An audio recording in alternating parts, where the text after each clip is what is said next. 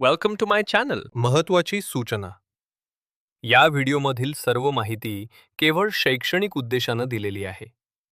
ही कोणत्याही प्रकारची गुंतवणूक सल्ला नाही. गुंतवणूक करण्यापूर्वी कृपया स्वतःचा अभ्यास करा किंवा आपल्या आर्थिक सल्लागाराचा सल्ला घ्या. या व्हिडिओतील माहितीवर आधारित घेतलेल्या कोणत्याही निर्णयासाठी आम्ही जबाबदार राहणार नाही. धन्यवाद. कल्पना करा, तुमचा एक खूप छान चालणारा व्यवसाय आहे. दुकानात ग्राहकांची प्रचंड गर्दी आहे, मालाची विक्री एकदम वेगाने होतीये आणि तुमचा जो महसूल आहे ना, तो मागच्या वर्षापेक्षा वाढला देखील आहे. हे तर खूप चांगलं चित्र आहे. अगदी. तुम्ही खूप खुश आहात. पण जेव्हा दिवस अखेरीस तुम्ही गल्ल्यातले पैसे मोजायला बसता, तेव्हा तुमच्या लक्षात येतं की तुमच्या हातात उरलेला निव्वळ नफा, म्हणजे जो नफा घरी न्यायचा असतो, तो चक्क 62% कोसळलाय. बापरे, 62%? हो, ऐकायला अगदी विचित्र आणि म्हणजे अशक्य वाटतं ना. नक्कीच. म्हणजे विक्री वाढूनही नफा गायब. हे कसं शक्य आहे? तेच तर. पण कोणत्याही मोठ्या व्यवसायात नक्कीच असे काही अदृश्य खर्च आणि बाजारातले दबाव असतात, जे वरवरच्या विक्रीच्या आकड्यांमागे लपलेले असतात. आज 9 मे 2026 आहे आणि भारताची दिग्गज फार्मा कंपनी बायोकॉन यांच्या बाबतीत बरोबर हेच घडलं आहे. बरोबर. त्यांचे निकाल नुकतेच आलेत.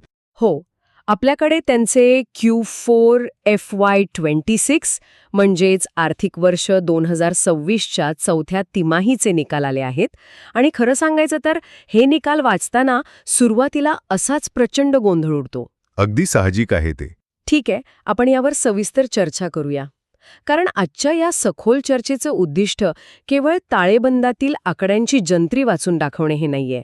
आपल्याला या वरवर पाहता गोंधळात टाकणाऱ्या आणि परस्पर विरोधी वाटणाऱ्या आकड्यांमागील खरी कथा, त्यामागचे का आणि कसे समजून घ्यायचे आहे. अगदी बरोबर. आणि कसं आहे, कोणत्याही कंपनीचे खरे आरोग्य आणि त्यांचे बाजारातील यश हे केवळ एका तिमाहीच्या नफ्याच्या आकडेवर ठरवता येत नाही. हो, ते तर आहेच. जेव्हा आपण अशा मोठ्या जागतिक पातळीवर काम करणाऱ्या कंपन्यांचे अहवाल वाचतो ना, तेव्हा निव्वळ नफ्यापलीकडे जाऊन व्यवस्थापनाची धोरणे, त्यांनी घेतलेल्या कर्जाचे निर्णय आणि जागतिक बाजारातील बदलती परिस्थिती समजून घेणं अत्यंत महत्त्वाचे असते. म्हणजे नुसते आकडे बघून चालणार नाही. अजिबात नाही. आर्थिक आकडेवारी ही फक्त एक दिशा दाखवते, पण मूळ प्रवास आणि त्यातील खाचखळगे समजून घेण्यासाठी आपल्याला त्या आकड्यांच्या मुळाशी जावे लागते. आणि बायोकॉनच्या या ताज्या अहवालात तो प्रवास एखाद्या सस्पेन्स थ्रिलर सारखाच वाटतोय मला तरी. हो ना.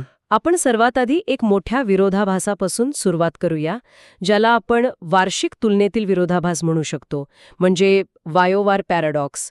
जर आपण मार्च 2025ची आकडेवारी बघितली आणि त्याची तुलना आजच्या म्हणजेच मार्च 2026च्या आकड्यांशी केली, तर चित्र पूर्णपणे विसंगत दिसतंय. होय, आणि ही विसंगती समजून घेणे हाच आजच्या विश्लेषणाचा मुख्य गाभा आहे. मी आधी काही आकडे मांडते. आपण विक्रीपासून म्हणजेच महसुलापासून सुरुवात करू. मार्च 2025 मध्ये बायोकॉनची विक्री अंश 4,417 कोटी रुपये होती. ती आता मार्च 2026 मध्ये 2% वाढून 4,517 कोटी रुपये झाली आहे. म्हणजे वाढ झाली आहे. हो, म्हणजे स्पष्ट आहे की कंपनीचा व्यवसाय वाढतोय, त्यांचा जागतिक स्तरावर पसाराही वाढतोय. पण त्यानंतर जेव्हा आपण नफ्याकडे वळतो, तेव्हा मात्र गणित बिघडते. कसं काय?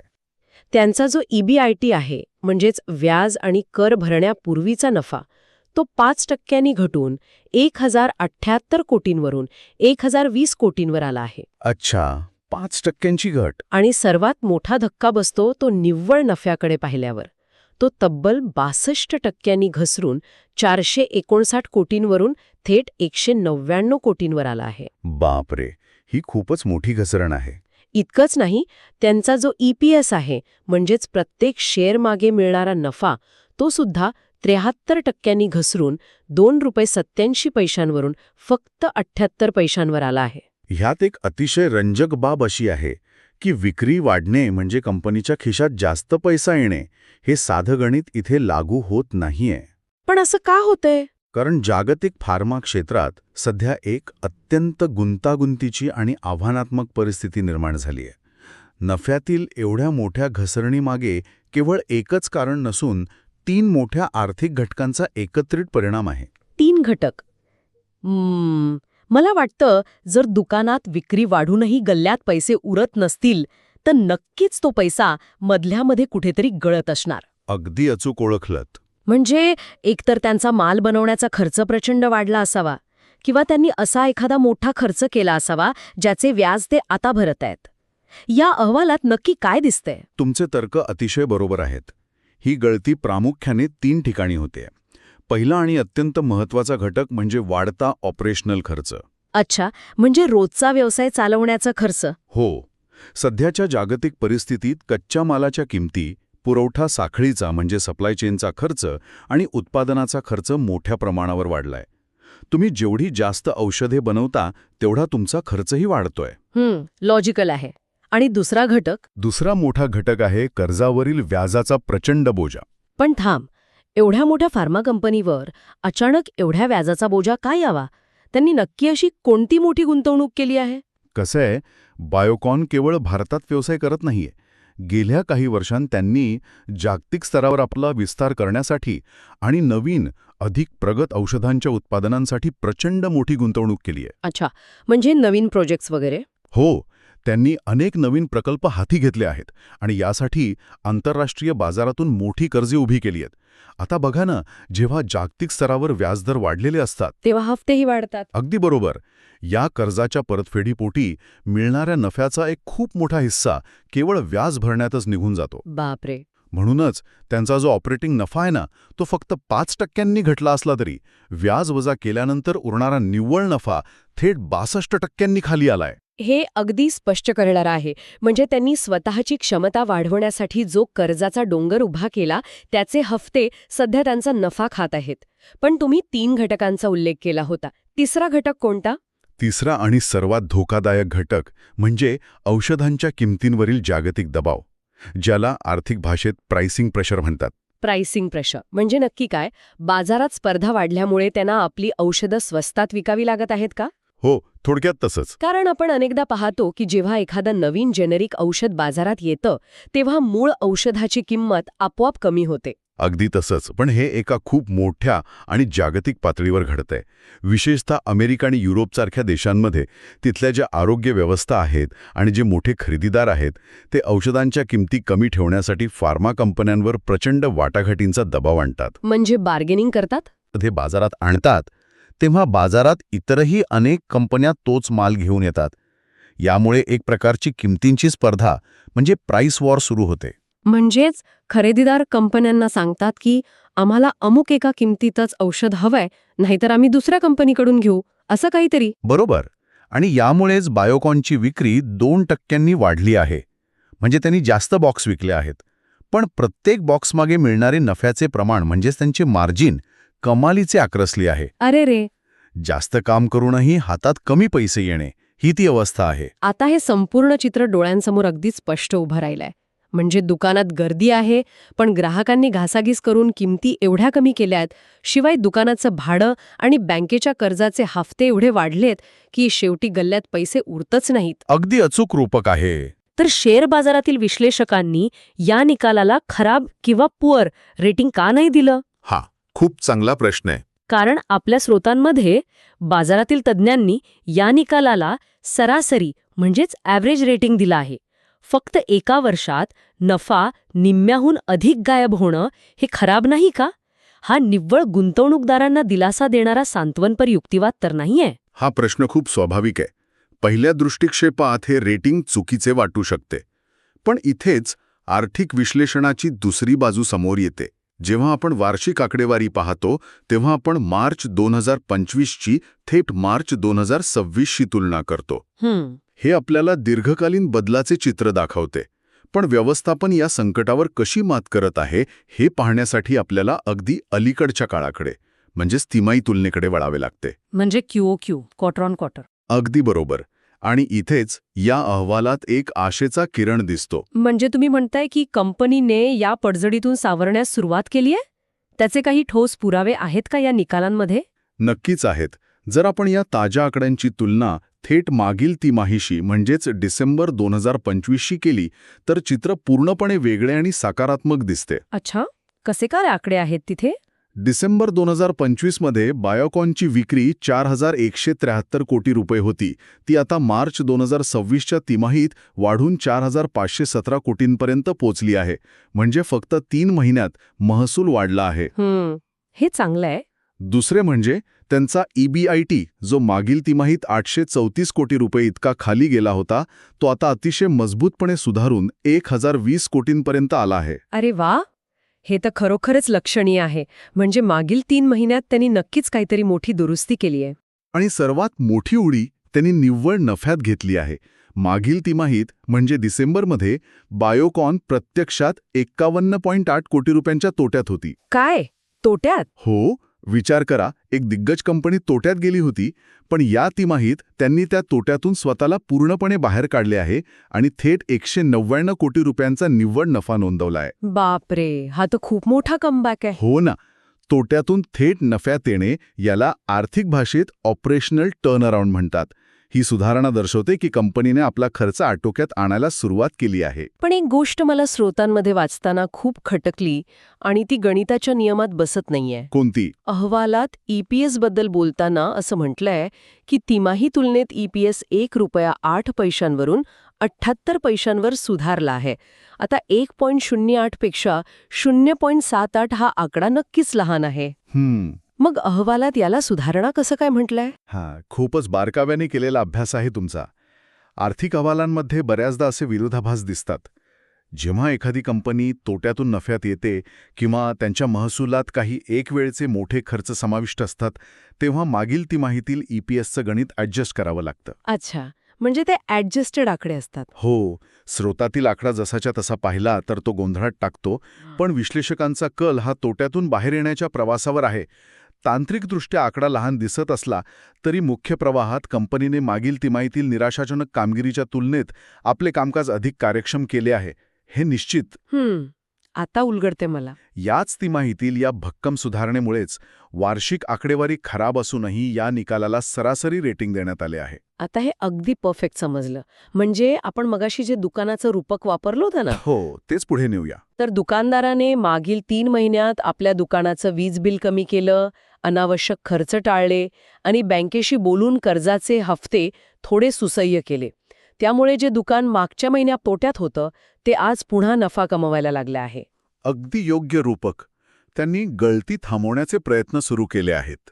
पण हे झालं आजचं चित्र. नुसतं तगधरून राहणं म्हणजे प्रगती नव्हे. या आकड्यांच्या पलीकडे जाऊन कंपनीचं नेतृत्व काय विचार करत आहे, हा खरा महत्वाचा मुद्दा आहे. कारण व्यवस्थापन केवळ सध्याच्या आव्हानांवर रडत बसलेलं नाहीये. अहवालानुसार त्यांनी भविष्यासाठी आपला मोर्चा 2 मुख्य स्तंभांकडे वळवला आहे. एक म्हणजे बायोसिमिलर्स आणि दुसरं म्हणजे स्पेशालिटी बिझनेस. मला थोडं समजून घ्यायचंय की हे बायोसिमिलर्स म्हणजे नक्की काय, हे साध्या जेनेरिक औषधांपेक्षा वेगळे कसे असतात. जर आपण याला एका व्यापक दृष्टिकोनातून पाहिलं तर आपल्याला बायोकॉनच्या व्यवस्थापनाचा खरा आणि अत्यंत महत्वाकांक्षी खेळ समजेल. साधी जेनेरिक औषधं ही रसायनांपासून बनवलेली असतात आणि त्यांची कॉपी करणे सोपे असते. म्हणजे जसं पॅरासिटामॉल. अगदी. पॅरासिटामॉल हे उत्तम उदाहरण आहे. पण बायोसिमिलर्स ही अत्यंत गुंतागुंतीची जैविक औषधे असतात जी चक्क जिवंत पेशींपासून बनवली जातात. जिवंत पेशींपासून? बापरे. हो, कॅन्सर किंवा ऑटो इम्यून आजारांवर उपचार करण्यासाठी वापरल्या जाणाऱ्या अतिशय महागड्या बायोलॉजिक्स औषधांच्या या स्वस्त आणि सुरक्षित आवृत्त्या असतात. म्हणजे ही औषधं बनवणं खूप कठीण आणि खर्चिक काम असणार. अगदी 100%. बायोसिमिलर्स बनवण्यासाठी प्रचंड मोठे संशोधन, अत्याधुनिक प्रयोगशाळा आणि अब्जावधी रुपयांची गुंतवणूक लागते. यात प्रवेश करणे सोपे नसते. म्हणजे कुणीही उठून ही औषधं बनवू शकत नाही. बरोबर. त्यामुळे तिथे स्पर्धा कमी असते आणि नफ्याचे प्रमाण म्हणजे मार्जिन खूप जास्त असते. व्यवस्थापनाचे पूर्ण लक्ष आता या बायोसिमिलर उत्पादनांचा जागतिक स्तरावर वेगाने विस्तार करण्यावर आहे. अच्छा, म्हणूनच त्यांनी एवढी मोठी कर्ज घेतली आहेत. तर म्हणजे ते एका मोठ्या भविष्यासाठी आज मोठी जोखीम पत्करत आहेत. होय. व्यवस्थापनाने आगामी तिमाहींसाठी काही अतिशय स्पष्ट उद्दिष्टे ठेवली आहेत. पहिले म्हणजे या बायोसिमिलर्सची बाजारपेठ काबीज करणे. दुसरे म्हणजे आज जो नफा प्राइसिंग प्रेशरमुळे कमी झाला आहे त्याची भरपाई करण्यासाठी प्रॉफिटॅबिलिटी पुन्हा सुधारणे. आणि तिसरे महत्वाचे उद्दिष्ट म्हणजे संशोधनाची पाईपलाईन अत्यंत मजबूत करणे. विशेषतः कॉम्प्लेक्स बायोलॉजिक्स आणि स्पेशालिटी फार्मा उत्पादनांच्या बाबतीत ते आपली पकड मजबूत करत आहेत. जेणेकरून भविष्यात त्यांना केवळ दुसऱ्यांच्या औषधांच्या कॉपीजवर अवलंबून राहावं लागणार नाही. अगदी बरोबर ओळखलं. हे सगळं कागदावर आणि ऐकायला खूप जबरदस्त वाटतं. एक मोठी कंपनी जागतिक महासत्ता बनण्याची स्वप्न पाहत आहे. पण सामान्य गुंतवणूकदाराचं काय? शेवटी लोक जेव्हा शेअर बाजारात पैसे लावतात तेव्हा त्यांना परतावा हवा असतो. अल्पावधीचा विचार केला तर नफ्यातील या 62% घसरणीमुळे शेअर बाजारातील प्रतिक्रिया कशी असेल? स्रोत सांगतात की शेअरमध्ये संमिश्र आणि अस्थिरता असू शकते. हे अगदी स्वाभाविक आहे. बघा ना, शेअर बाजार नेहमीच अल्पावधीच्या भावनांवर चालतो. जेव्हा कोणताही गुंतवणूकदार स्क्रीनवर पाहतो की कंपनीचा नफा एका वर्षात निम्म्याहून अधिक गायब झाला आहे, तेव्हा पहिली प्रतिक्रिया ही घाबरून विक्री करण्याची म्हणजे पॅनिक सेलिंगची असू शकते. साहजिकच आहे ते. महसूल जरी स्थिर असला तरी नफ्यातील ही घसरण कोणीही सहजासहजी दुर्लक्षित करू शकत नाही. त्यामुळे पुढील काही दिवस किंवा आठवडे शेअर बाजारात बायोकॉनच्या शेअर्समध्ये मोठी अस्थिरता आणि नकारात्मक कल नक्की दिसेल. पण जर कोणी संयम दाखवला आणि दीर्घावधीचा विचार केला तर? दीर्घावधीसाठी चित्र अजूनही सकारात्मक आणि आशादायी आहे. जागतिक फार्मा क्षेत्रातील अब्जावधी डॉलर्सच्या संधी, बायोकॉनची बायोसिमिलर्स व्यवसायातील प्रस्थापित ताकद आणि त्यांच्या उत्पादन विस्ताराच्या योजना पाहता दीर्घकालीन गुंतवणुकीसाठी ही कंपनी एका योग्य ट्रॅकवर असल्याचे अनेक विश्लेषकांचे मत आहे. पण त्यासाठी एका अत्यंत महत्त्वाच्या अटीची पूर्तता कंपनीला करावी लागेल. आणि ती अट म्हणजे त्यांना आता केवळ स्वप्ने दाखवून चालणार नाही, तर प्रत्यक्ष नफा वाढवून दाखवावा लागेल. अगदी बरोबर. कंपनीला येत्या काही तिमाहीमध्ये केवळ महसूल नाही तर आपला ऑपरेटिंग नफा आणि निव्वळ नफा सातत्याने वाढून दाखवावा लागेल. गुंतवणूकदार खूप काळ प्रतीक्षा करू शकत नाहीत. थोडक्यात सांगायचं तर या संपूर्ण गुंतागुंतीच्या माहितीचा एक सोपा सारांश काढायचा झाला तर भविष्यात बाजार आणि गुंतवणूकदार या दोघांचेही लक्ष प्रामुख्याने 3 गोष्टींवर असेल. कोणत्या 3 गोष्टी? पहिले, मार्जिनमधील सुधारणा. वाढता खर्च नियंत्रणात आणून प्रत्येक औषधामागे जास्तीत जास्त नफा कसा कमावता येईल हे कंपनीला सिद्ध करावे लागेल. अगदी बरोबर. दुसरे, कर्जाची पातळी. ज्या कर्जाच्या व्याजाने त्यांचा यंदाचा नफा खाऊन टाकला आहे ते कर्ज ते किती वेगाने कमी करतात हे पाहणं रंजक ठरेल. आणि तिसरे, नफ्यातील रिकव्हरी. मागील तिमाहीतील तोट्यातून बाहेर पडून त्यांनी जी 199 कोटींच्या नफ्याची सुरुवात केली आहे तो वेग ते कसा टिकून ठेवतात. हां, अत्यंत अचूक आणि परिपूर्ण सारांश आहे. महसूल स्थिर राहणे आणि तिमाही तुलनेत कंपनीने सावरणे या त्यांच्यात जमेच्या बाजू आहेत. पण वार्षिक नफ्यातील आणि EPS मधील ऐतिहासिक घसरण दुर्लक्षित करता येत नाही. हो ना? यामुळेच या निकालाला दिलेले सरासरी रेटिंग पूर्णपणे रास्त ठरते. खरोखर हा एक विलक्षण आणि माहितीपूर्ण प्रवास होता. सुरुवातीला आपल्याला केवळ एका गोंधळात टाकणाऱ्या आर्थिक एक्सरे सारखे वाटणारे आकडे आता त्यांच्यामागील धोरणे, जागतिक दबाव आणि भविष्यातील शक्यतांचा एकदम स्पष्ट झाले आहेत. पण या संपूर्ण विश्लेषणावरून एक अत्यंत महत्त्वाचा आणि मोठा प्रश्न उभा राहतो, ज्याचा विचार केवळ गुंतवणूकदारांनीच नाही तर संपूर्ण समाजाने करायला हवा. तो कोणता? आपण मगाशी चर्चा केली की बायोकॉनच्या नफ्यात घट होण्याचे एक मोठं कारण म्हणजे जागतिक स्तरावरील किमतींवरील दबाव किंवा प्राइसिंग प्रेशर. जगातील अनेक देश औषधांच्या किमती जाणीवपूर्वक कमी ठेवण्यासाठी कंपन्यांची नफेखोरी रोखत आहेत. बरोबर आहे. वरवर पाहता सामान्य माणसाला कमी किमतीत औषधे मिळणे ही खूपच चांगली आणि आवश्यक गोष्ट वाटते. साहजिकच आहे ना. आजारपणात उपचारांचा खर्च परवडणारा असायलाच हवा. हो, पण याच नाण्याची दुसरी बाजूही आहे. नवीन औषधे शोधण्यासाठी, बायोसिमिलर्ससारखे गुंतागुंतीचे संशोधन करण्यासाठी आणि जगभरात उत्पादन उभारण्यासाठी या कंपन्यांना अब्जावधी डॉलर्सचा खर्च येतो. आणि हा पैसा त्यांच्या नफ्यातूनच उभा राहतो. अगदी बरोबर. जर सरकार आणि बाजाराने या फार्मा कंपन्यांच्या नफ्यावर असाच प्रचंड दबाव वाढत ठेवला तर भविष्यात त्यांच्याकडे संशोधनासाठी पैसा उरेल का? बापरे, हा विचार मी केलाच नव्हता. कर्करोग, अल्झायमर किंवा इतर जीवघेण्या आजारांवरील नवीन औषधांचं संशोधन यामुळे मंदावेल का? की या दबावातूनच औषध निर्मिती क्षेत्रात एखादी मोठी क्रांती होईल, जिथे संशोधन स्वस्त करण्यासाठी कृत्रिम बुद्धिमत्ता किंवा नवीन तंत्रज्ञान विकसित केले जाईल? हा खरोखरच अंगावर काटा आणणारा आणि विचार करायला लावणारा मुद्दा आहे. एका बाजूला सर्वांना परवडणारी औषधे हवी आहेत आणि दुसऱ्या बाजूला भविष्यातील वैद्यकीय संशोधनाला लागणारे प्रचंड भांडवल. या दोन्हीमध्ये समतोल कसा राखला जाईल यावरच मानवाचे आरोग्य आणि अशा हजारो कंपन्यांचे भवितव्य अवलंबून असेल. अगदी खरे. आजच्या या सखोल चर्चेतून या केवळ आकड्यांच्या आणि ताळेबंदाच्या पलीकडे जाऊन एक नवा, व्यापक आणि विचार प्रवर्तक दृष्टिकोन मिळाला असेल अशी नक्कीच आशा आहे. अशाच एका नव्या, गुंतागुंतीच्या आणि रंजक विषयाचे धागेदोरे उलगडण्यासाठी पुन्हा भेटूया. व्हिडिओ आवडला असेल तर लाईक करा आणि अशाच युजफुल व्हिडिओसाठी चॅनलला सबस्क्राईब करायला विसरू नका.